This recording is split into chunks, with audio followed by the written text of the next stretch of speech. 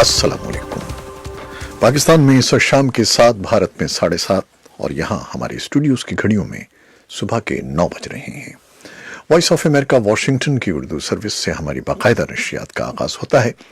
पहले घंटे के लिए मैं हूँ आपका मेज़बान खालिद हमीद। जैसा कि आप देख रहे हैं, फेसबुक लाइव पर हम आपके सामने हैं और वेबसाइट और रेडियो पर हमारा ये 1 घंटे का न्यूज़ शो जारी रहेगा। तो आगाज करते हैं पहले आज की अहम खबरों की सुर्खियों से।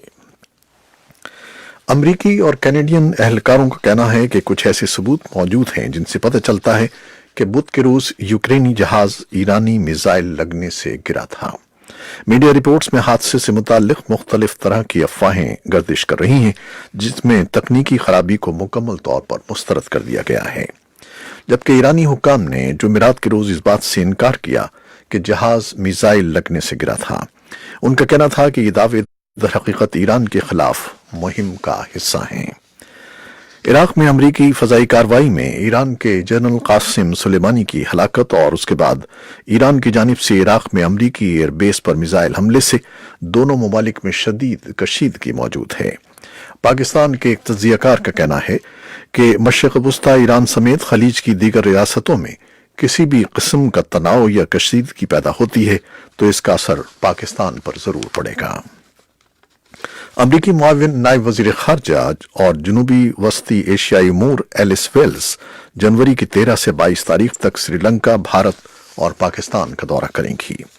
पाकिस्तान और अफगानिस्तान में तिजारत और सनत व हिरफत की मुश्तरका तंजीम के काबुल में होने वाले इजलास में अफगान ताजिरों ने पाकिस्तान के साथ दो तरफा और पाकिस्तान के रास्ते बैरूनी दुनिया के साथ तिजारत दोबारा शुरू करने और फरोग देने के अज़्म का इरादा किया है। पाकिस्तानी पार्लिमान के ऐवान ज़ेरी कौमी असम्बली ने बच्चों के तहफ़्फ़ुज़ के लिए Zainab alert response and recovery bill सन 2019 मुत्तफ़िक़ा तौर पर मंजूर कर लिया है। लाहौर हाई कोर्ट ने परवेज़ मुशर्रफ के खिलाफ संगीन गद्दारी केस में सुनाई गई सज़ा मुअत्तल करने और खुसूसी अदालत की तश्कील को गैर कानूनी करार देने की दरखास्तों की समाअत की है। भारत की सुप्रीम कोर्ट ने कहा है कि जम्मू और कश्मीर में इंटरनेट की बंदिश इजहार राय के खिलाफ और गैर जरूरी इक़दाम है। अमरीका के अवामी नुमाइंदगान ने सदर डोनाल्ड ट्रंप के जंग के इख्तियारात महदूद करने की करारदाद मंजूर कर ली है। सदर डोनाल्ड ट्रंप के खिलाफ मुआवजे में तातुल पैदा हो गया है और बरतानिया की पार्लिमान ने वजीर आजम बोरिस जॉनसन की जानिब से पेश किए गए उस बिल की मंजूरी दे दी है जिसके तहत रवां माह के इख्तिताम तक बरतानिया को यूरोपीय यूनियन से अलग हो जाना है। ये थी 6 सुर्खियां, तफसील कुछ देर के बाद।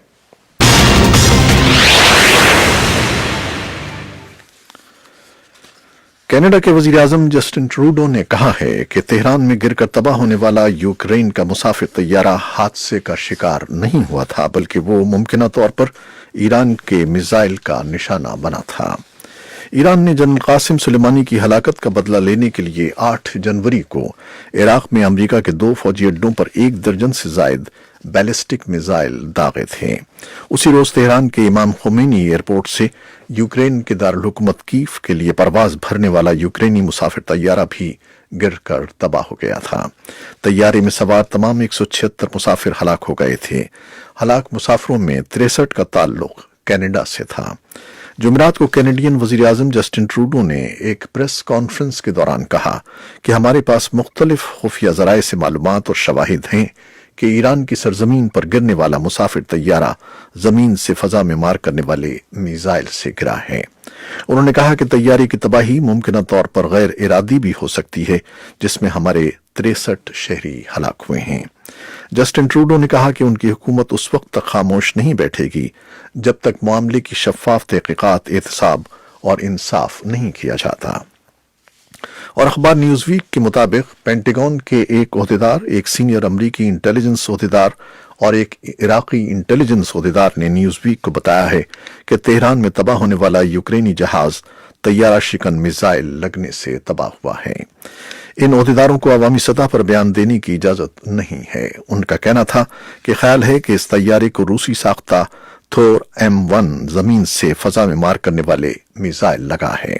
पेंटागन के ओहदेदार और एक सीनियर अमरीकी इंटेलिजेंस ओहदेदार ने نیوز ویک کو بتایا کہ پینٹاگون کا اندازہ ہے کہ یہ واقعہ حادثاتی طور پر ہوا ہے۔ ایران کا میزائل شکن نظام ملک کے میزائل حملوں کے بعد فعال تھا۔ ذرائع کے مطابق یہ میزائل حملے قاسم سلیمانی پر امریکی حملے کے جواب میں کیے جا رہے تھے۔ صدر ڈونلڈ ٹرمپ نے نیوز ویک کی رپورٹ پر وائٹ ہاؤس میں اخباری نمائندوں سے باتیں کرتے ہوئے کہا کہ یہ میرا شک ہے کہ یہ طیارہ ایک سخت علاقے سے گزر رہا تھا اور کسی نے غلطی کر دی ہے۔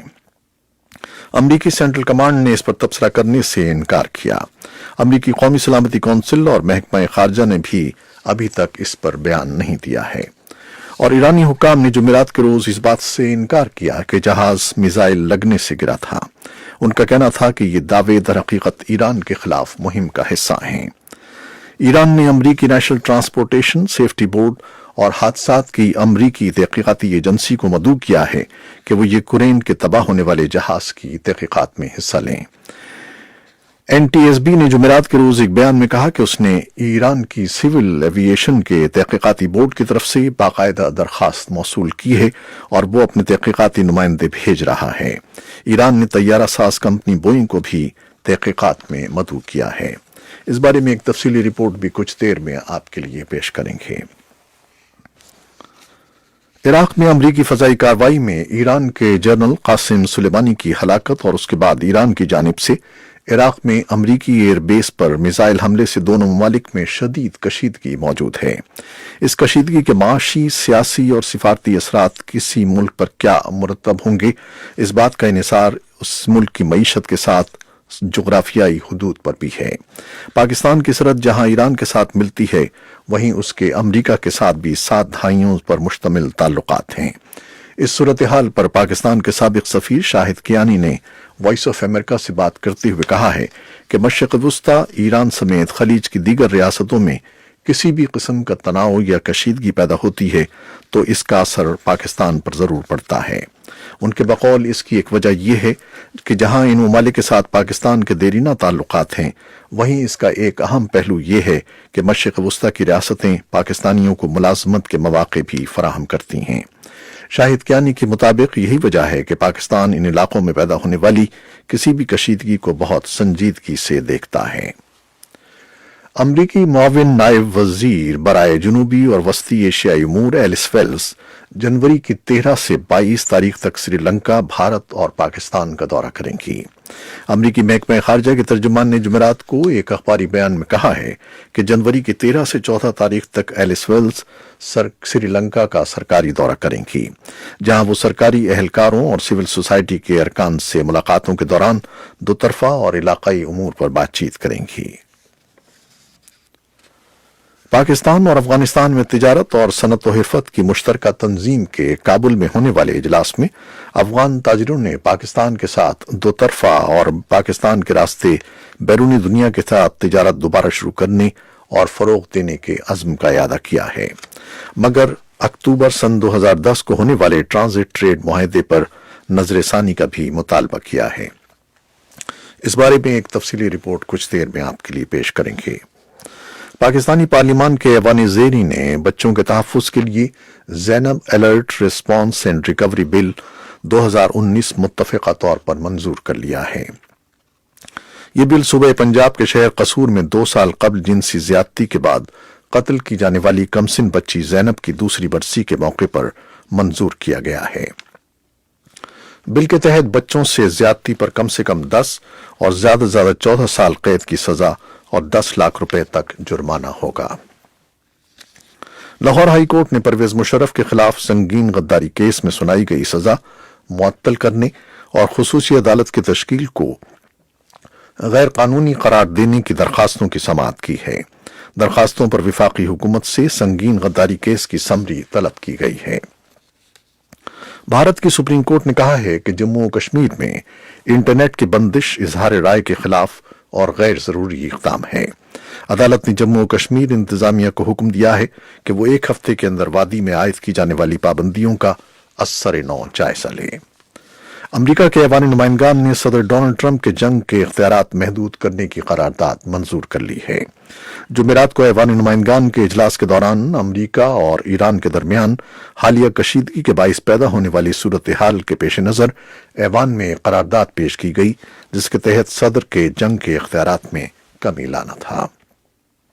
یہ تھیں وہ خبریں جو فیس بک لائیو پر ہم نے آپ کے لیے پیش کی۔ ویب سائٹ اور ریڈیو پر ہمارا یہ 1 گھنٹے کا نیوز شو جاری رہے گا، ہمارے ساتھ رہیے گا۔ کیمرامین فواد الیاس کے ساتھ فیس بک لائیو سے اجازت چاہتے ہیں۔ اللہ حافظ۔